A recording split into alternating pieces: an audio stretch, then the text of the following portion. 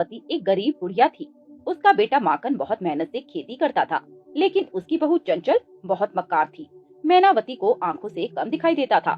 इसी बात का फायदा उठाकर वह चंचल मैनावती को घर में बंद कर घूमने चली जाती थी।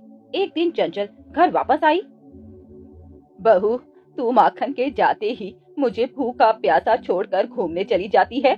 अरे माँ जी, मैं तो सारा खाना बना कर गई थी और घर का सामान खत्म हो रहा था, वही लेने गई थी। आप अपने आप खाना लेकर खा लेती। मुझे दिखाई नहीं देता, खाना कैसे लेती? ये सुनकर चंचल गुस्से में अपनी सास को खाना दे देती है। एक दिन मैनावती और माखन बात कर रहे थे। बेटा, जन्माष्टमी आ रही है। मैं हर साल नंदलाल के लिए नई पोशाक बनाती हूँ, लेकिन अब मुझे दिखाई नहीं देता। तू चंचल से कहकर एक नई पोशाक बनवा दे और दूध, दही, मक्खन और मिठाई भी बनवा देना। माँ, तुम चिंता मत करो, चंचल सब कर लेगी। चंचल पास में खड़े होकर सारी बातें सुन लेती है। अगले दिन वह माखन के जाने के बाद घर से बाहर चली जाती है और अपनी एक सहेली से बातें करने लगती है। मेरी सास ने मुझे बहुत परेशान कर रखा है। अपनी आंखों का बहाना बनाकर सारा दिन बैठी रहती है और अब जन्माष्टमी का सारा काम मेरे ऊपर डाल दिया है। मैं ये सब कैसे करूँगी? मुझे तो पोशाक सिलना आता ही नहीं और ना ही जन्माष्टमी का प्रसाद बनाना आता है।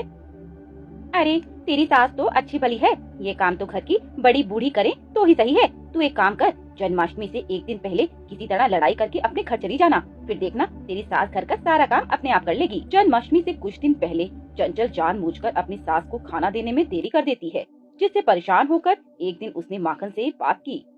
बेटा, चंचल तो तेरे जाते ही घर से चली जाती है और शाम को वापस आती है। मैं सारा दिन भूखी रहती हूँ। ये तुम क्या कह रही हो माँ? चंचल, माँ क्या कह रही हैं? तुम घर में नहीं रहती? वाह माँ जी, मैं यहीं आपके सामने सारा दिन रहती हूँ। आपको आंखों से दिखाई नहीं देता तो मैं क्या करूँ?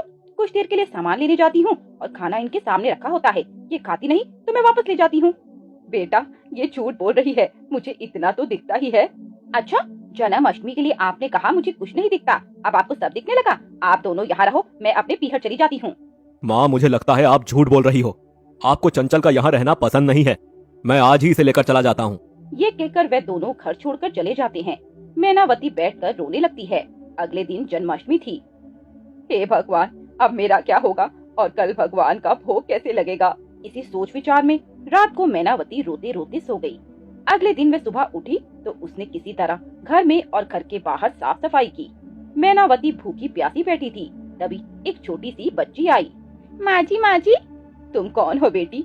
माँ जी, मुझे तुम्हारे बेटे माखन ने भेजा है ये सामान देने। मैनावती ने देखा उस सामान में कृष्ण जी की पोशाक, दूध, दही, मक्खन और मिठाई थी। लेकिन बेटी, वे दोनों कहाँ हैं? वो सब मुझे नहीं पता, उन्होंने जो दिया मैं वे ले आई। जब वे आए आप उन्हीं से पूछ लेना। मैनावती ने कान्हा जी को सजाया, पूरे दिन व्रत रखा। रात के समय मैनावती ने देखा माखन और चंचल उसके सामने खड़े हैं। माँ जी, मुझे माफ कर दीजिए। आज जन्माष्टमी के दिन मुझे अपने कर्मों का फल मिल गया। मैं जा रही थी, तभी ठोकर लगी और मैं गिर गई और मुझे दिखना बंद हो गया। हाँ माँ, हमें माफ कर दो, तभी कान्हा जी हमें माफ करेंगे। लेकिन तुमने तो कान्हा जी की पोशाक और माखन मिठाई भेजी थी एक बच्ची के हाथ से। नहीं माँ, मैंने तो किसी को नहीं भेजा। माँ जी, मुझे आज समझ में आया कि आपको कितना कष्ट होता होगा। अब तो मैं जीवन भर अंधी रहूंगी। रात को कृष्ण जी के जन्म के समय तीनों ने कान्हा जी की पूजा की। मैनावती ने दोनों को प्रसाद दिया और खुद भी प्रसाद खाकर व्रत पूरा किया। प्रसाद खाते ही मैनावती और चंचल को सब कुछ साफ साफ दिखाई देने लगा। मेरे नंदलाल ने तुम्हें माफ कर दिया और उन्होंने स्वयं राधा रानी को मेरा व्रत पूरा कराने के लिए भेजा।